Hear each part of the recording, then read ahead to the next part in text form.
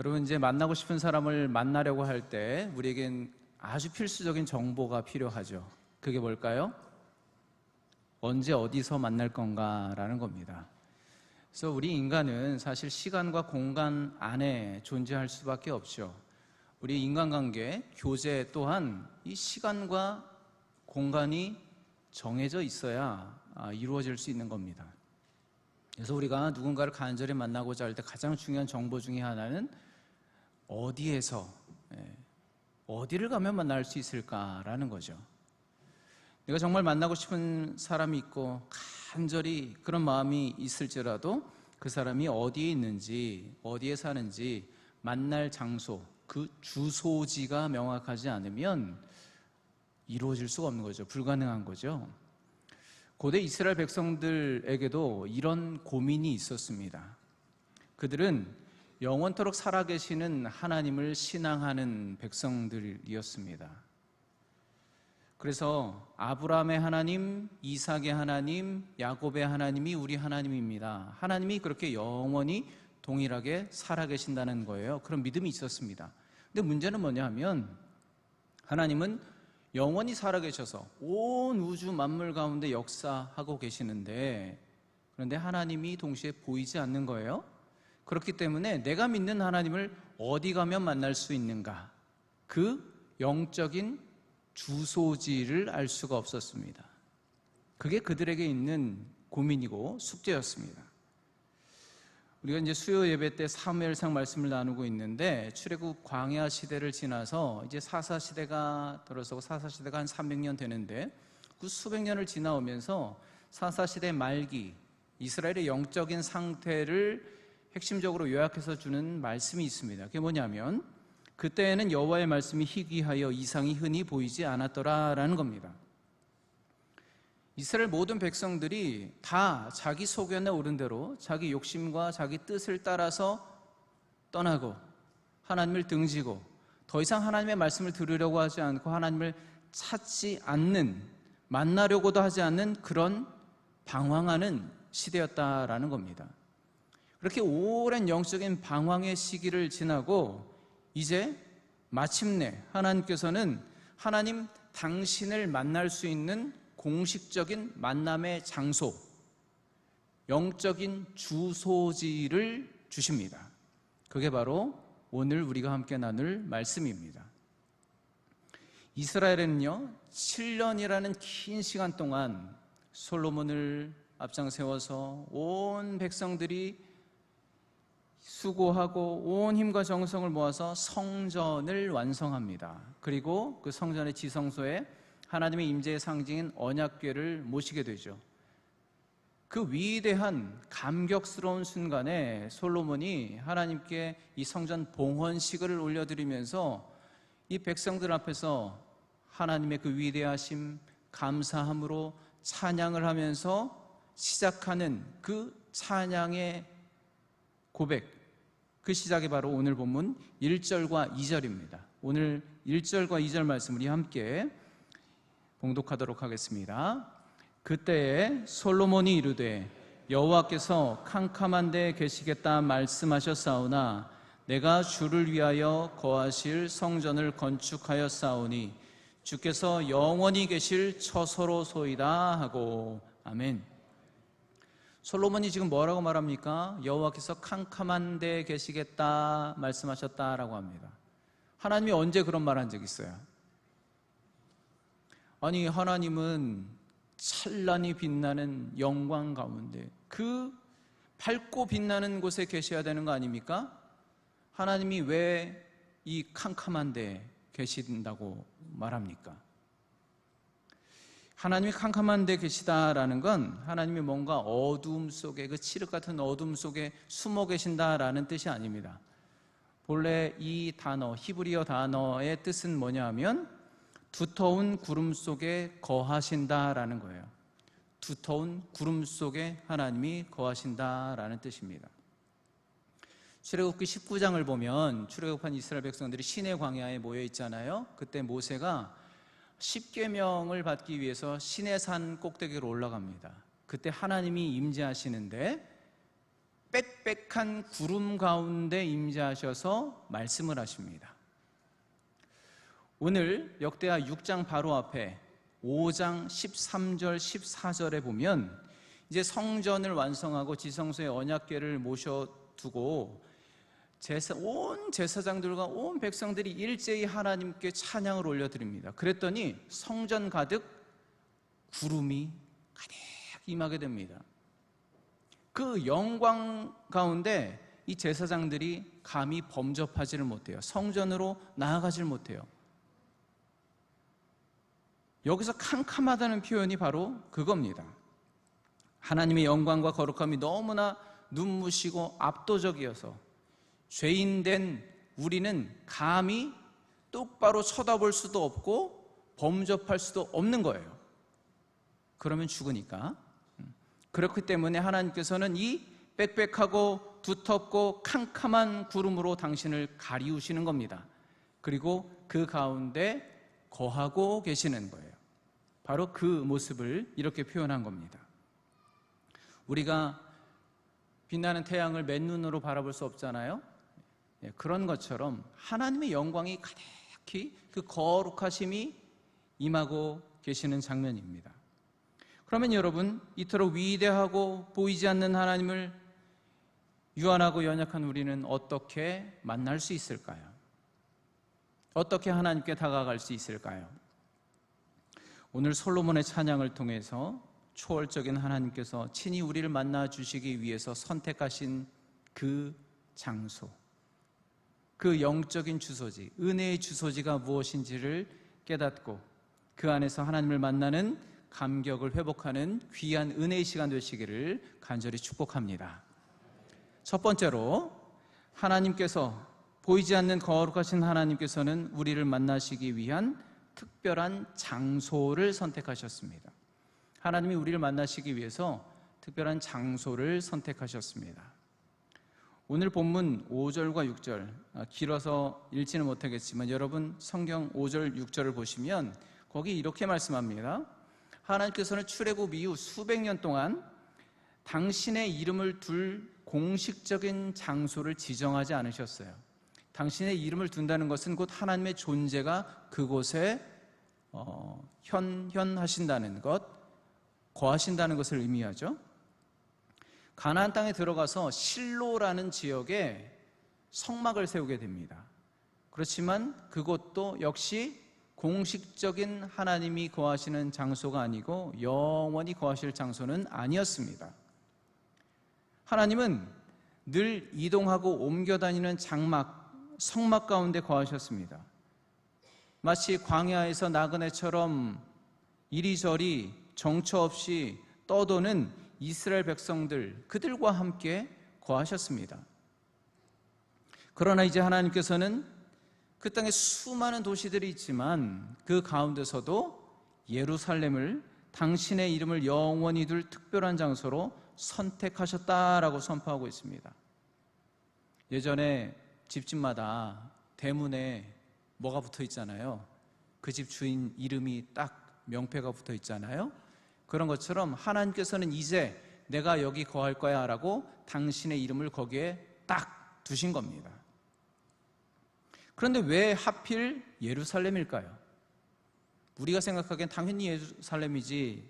그렇지만 하나님의 입장에서는 그렇지 않습니다. 꼭 그곳이어야 할 이유가 없습니다. 예루살렘이 그 당시에 가장 크고 웅장하고 화려하고 모든 것을 다 갖춘 큰 도시였습니까? 아닙니다.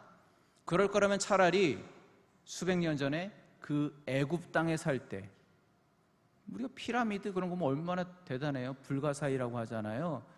그곳에 하나님이 임하셨어야죠. 그러나 하나님은 이 예루살렘에 임하셨습니다. 예루살렘이 무언가 거룩하고 또 의로운 곳이라 그런 것이 아닙니다. 전적인 하나님의 선택이었습니다. 하나님의 은혜였습니다. 온 우주에 충만하신 하나님께서 죄인인 우리가 당신을 만날 수 있도록 은혜의 주소지를 예루살렘이라고 그 한 곳을 특별히 선택하신 겁니다. 그래서 이제 이스라엘 백성들은 더 이상 어디에서 하나님을 만나야 할지 방황할 필요가 없습니다. 하나님께서 선택하신 바로 그곳 예루살렘 성전에서 하나님을 만나고 그분께 가까이 나아가고 또 하나님의 임재를 경험하며 응답을 기대할 수 있게 된 것입니다. 성도 여러분, 이 하나님의 특별한 선택의 원리는 오늘날 우리에게도 그대로 적용되는 말씀입니다. 오늘 구약 성경의 솔로몬 성전은 사실 그림자에 불과하죠. 여러분, 그림자가 있어요. 그러면 뭐가 있다는 거예요? 실체가 있다는 거예요. 그림자가 존재한다는 것은 분명히 따로 실체, 그 본체가 존재한다는 겁니다. 이 구약 성경의 솔로몬의 성전이 그림자라면 진짜 실체는 뭘까요? 뭘까요? 예수 그리스도입니다. 하나님께서는 예수 그리스도 안에서, 참 성전 되신 예수 그리스도 안에서 우리를 만나 주십니다. 뿐만 아닙니다. 더 나아가서 예수를 믿는 우리 한 사람 한 사람이 성령이 거하시는 성전이라고 말씀하셨습니다. 또 믿는 자들의 공동체인 교회를 이 땅에 세워주셨습니다. 즉 오늘 우리가 함께 모여야 하는 이 교회가 바로 하나님께서 당신의 이름을 두시기로 선택한 이 시대의 예루살렘이라는 겁니다. 이 시대에 하나님이 거하시는 영적인 주소지, 하나님이 거주하시는 은혜의 주소지가 바로 우리 성빈교회인 줄 믿으시기 바랍니다. 여러분, 분명히 아멘 하셨어요?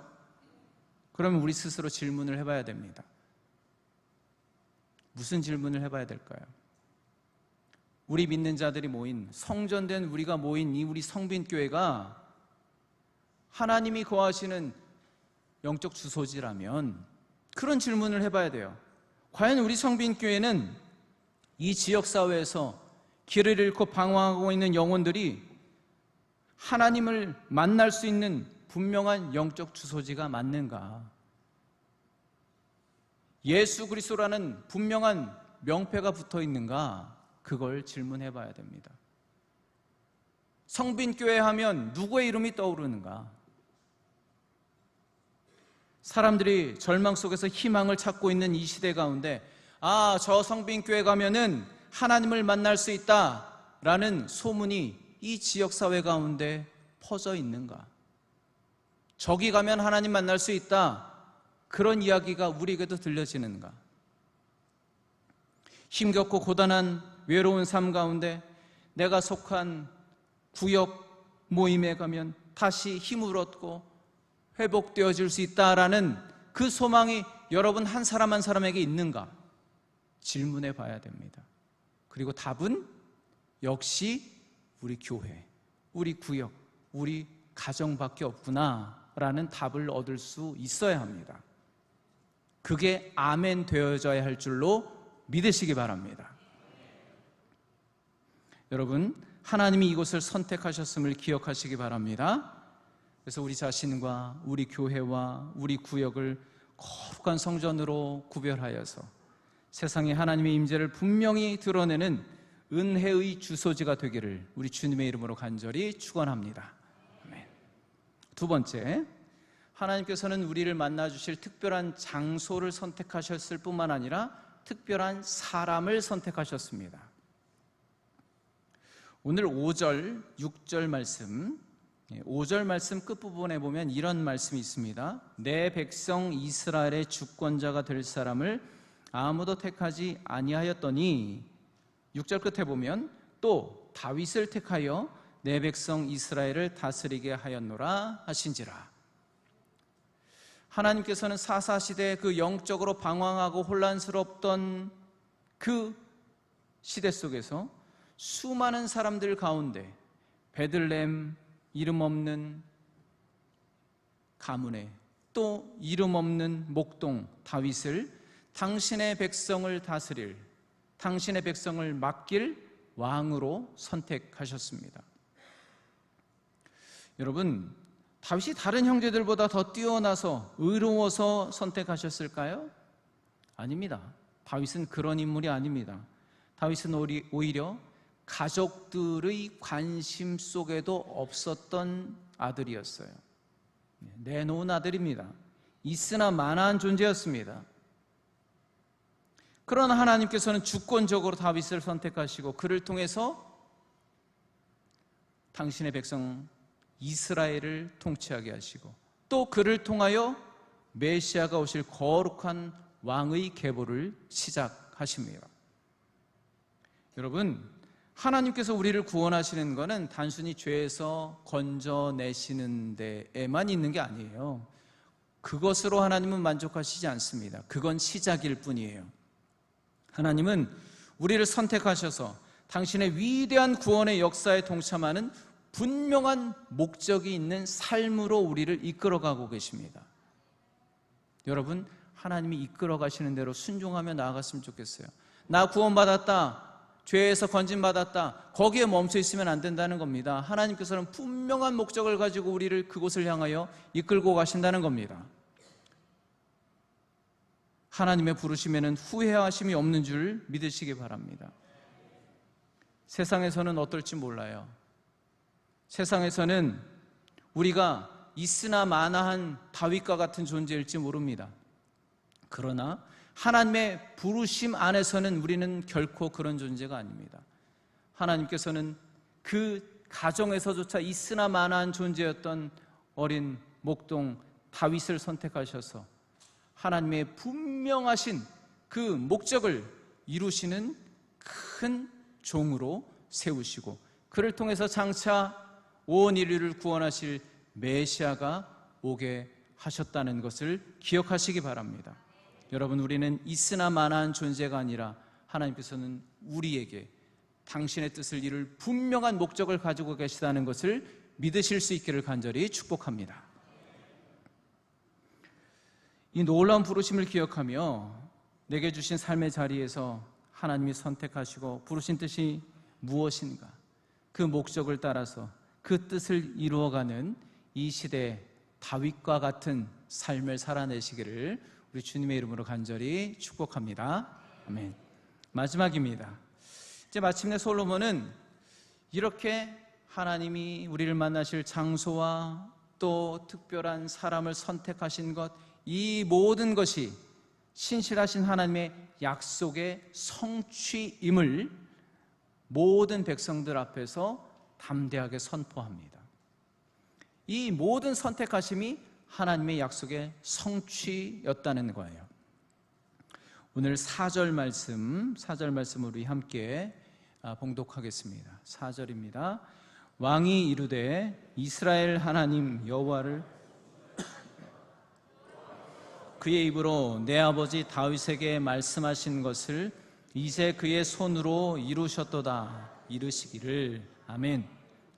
성도 여러분, 이 솔로몬의 고백이 오늘 말씀의 핵심이고요, 오늘날 우리의 신앙 고백이어야 합니다.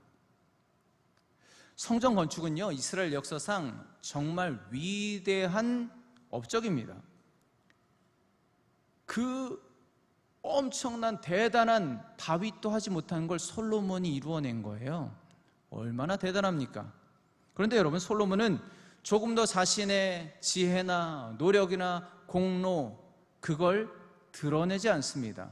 위대하신 하나님을 찬양하고 있어요.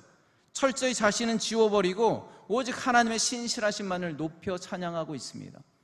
여러분, 오늘 보세요.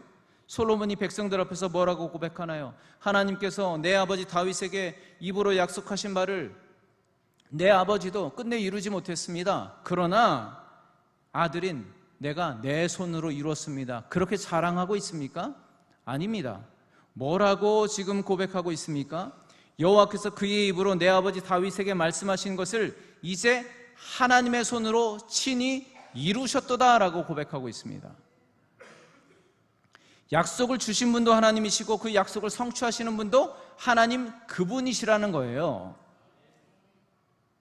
그렇다면 여러분, 지난 7년 동안 땀 흘려서 수고했던 솔로몬과 이스라엘 백성들은 뭔가요? 그 헌신, 그 봉사, 그건 뭔가요? 무슨 가치가 있는 건가요? 그게 무슨 의미가 있을까요? 그들은 하나님의 그 위대한 약속이 성취되는 과정에 잠시 쓰임받았던 통로이자 그 영광을 목격하는 증인들로 서 있는 겁니다. 저는 오늘 찬양대가 그 찬양하는 가사 중에 그런 표현이 있어서 제가 앞부분에도 말씀드렸지만 주의 백성들을 주를 찬송하는 도구로 사용하신다라는 표현이 있어요. 지금 솔로몬과 이스라엘 백성들의 그 7년 동안의 수고와 헌신, 그것을 하나님께서는 하나님을 찬송하는, 하나님의 위대하심과 신실하심을 드러내는 도구로 사용하신 겁니다. 그러니까 여러분 얼마나 감사해요. 얼마나 큰 은혜입니까? 저는 이 솔로몬의 고백이 우리에게도 있기를 간절히 축복합니다. 여러분, 이게 믿음의 눈으로 역사를 바라보는 사람들의 고백입니다. 세상의 역사는요, 어떤 한 사람이 이룬 인간의 노력과 업적, 공로를 기록하는 게 세상의 역사입니다. 그렇잖아요. 그러나 믿음의 역사는 결코 그렇지 않습니다. 믿음의 역사는 하나님의 약속하신 바를 그분이 어떻게 성취하시는가를 기록한 것이 믿음의 역사입니다. 그 믿음의 역사가 바로 성경이잖아요. 우리가 아는 것처럼 다윗은요, 평생 성전 건축을 소망했습니다. 내 일생 소원이 주님이 거하실 성전을 건축하는 것입니다. 그렇게 고백했어요. 그러나 다윗은 그 하나님의 약속이 성취되는 것을 자기 눈으로 보지 못하고 죽었습니다. 다윗은 하나님의 약속과 성취 그 사이에서 믿음으로 살았던 사람입니다.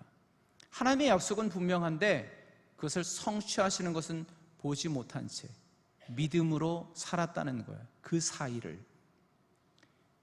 여러분, 우리도 마찬가지입니다. 오늘 살아가는 우리의 모습이 그렇습니다. 우리는 예수 그리스도의 재림과 하나님 나라의 완성, 그 사이에서 살아가고 있습니다. 우리는 약속을 받았습니다. 그러나 아직 그 성취를 온전히 보지는 못했습니다. 우리 또한 하나님의 약속과 성취, 그 사이의 시간을 믿음으로 살아가고 있는 것입니다. 바로 이 사이의 시간 속에서 우리에게 필요한 것이 바로 다윗의 믿음이고 오늘 솔로몬의 고백입니다. 혹시 여러분의 삶에 하나님께서 오래전에 말씀으로, 입으로 약속하셨던 것이 아직 손으로 이루어지지 않은 그런 기도 제목이 있습니까? 하나님이 분명히 말씀하셨는데, 약속하셨는데 아직 하나님의 손길이 전혀 느껴지지 않는 그런 영역, 그런 기도 제목이 있지 않습니까? 가정의 회복과 자녀의 구원과 틀어진 관계의 회복, 몸의 질병 치유, 교회의 부흥, 하나님의 분명한 약속이 있지만 여전히 하나님의 손길이 전혀 느껴지지 않고, 그래서 하나님의 약속조차 잊혀진 그런 상황 가운데 있지 않습니까? 그러나 여러분, 반드시 기억하시기 바랍니다. 오늘 솔로몬의 고백은 과거 수천 년 전에 있었던 그냥 세상의 역사가 아니라 오늘 우리의 삶 속에 동일하게 역사되어지고 성취될 살아있는 약속입니다. 입으로 말씀하신 하나님께서 반드시 그의 능력의 손으로 성취하실 줄 믿으시기 바랍니다. 여러분, 그래도 그게 믿어지지 않는다면, 그래도 믿음이 흔들린다면 십자가에서 죽으시고 부활하심으로 하나님의 약속의 보증이 되시는 예수 그리스도를 바라보시기 바랍니다. 우리 믿음의 주요, 온전케 하시는 십자가의 예수를 바라보시기 바랍니다.